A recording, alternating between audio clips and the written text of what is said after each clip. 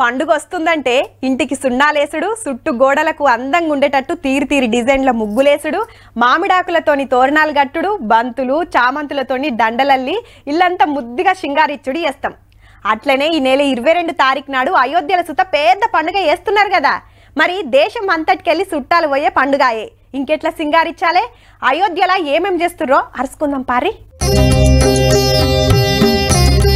వరెవ్వా తొవ్వ పొంట ఉన్న బంగుళాలన్నీ రంగులేసి ముద్దుగా సింగారిచ్చిండ్రు. ఆడాడ పూల దండల తోరణాలు సుతాగట్టిండ్రు.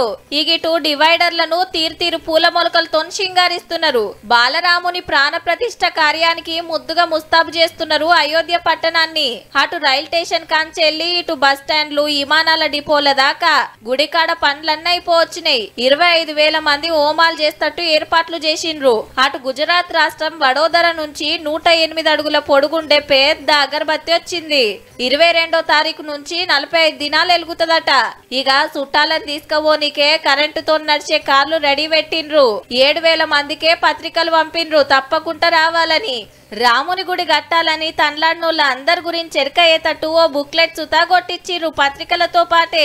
దేశం అంతటి నుంచి వచ్చే పెద్ద భక్తుల కోసానికి పెద్ద హోటళ్లు బుక్ చేసిండ్రు, టెంట్ సిటీలు కట్టిండ్రు, సకల సౌలతులు చేస్తున్నారు. ఇక రంగురంగుల లేజర్ లైట్లు, వేల దీపాల నడుమ సరయూ నదొడ్డుకు 51 అడుగుల బాలరాముని విగ్రహ ప్రాణ ప్రతిష్ఠ పండుగ ధూమ్ ధామ్ గా చేస్తానికి అంతా రెడీ అయినట్టే. గా పండుగ ఎట్లా చేస్తారో అప్పటికి చెప్పుకుందాం తీర్రి.